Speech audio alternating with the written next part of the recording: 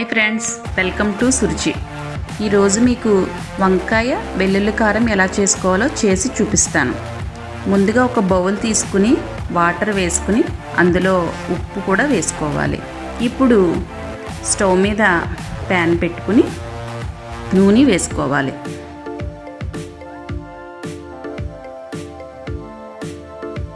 వంకాయలను 4 పక్షాలుగా కోసుకుని ఆ నీళ్ళల్లో వేసి పక్కన ఉంచుకోవాలి.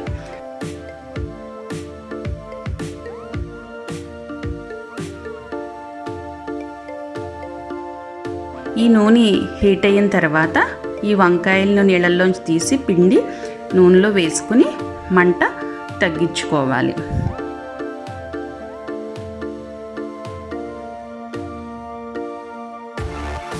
ఈలోపు మనం వెల్లుల్లి కారం ఎలా చేయాలో చూద్దాం. ఇప్పుడు 6 వెల్లుల్లి రెబ్బలను తీసుకుని మెత్తగా దంచుకుని పక్కన ఉంచుకోవాలి.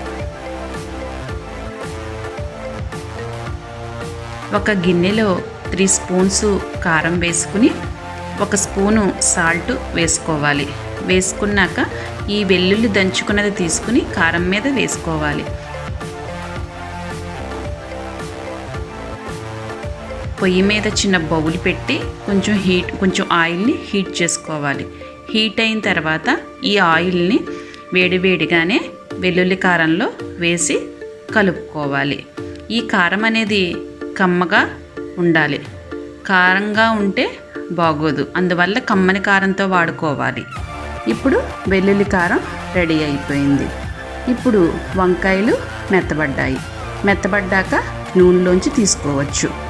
ఈ వెల్లుల్లి కారాన్ని వంకాయ మధ్యలో కొంచెం పెట్టుకుని అన్నంలో కూడా ఈ వెల్లుల్లి కారాన్ని కలుపుకుని వంకాయ పెట్టుకుని తింటే చాలా బాగుంటుంది. అందరూ తప్పకుండా ట్రై చేయండి.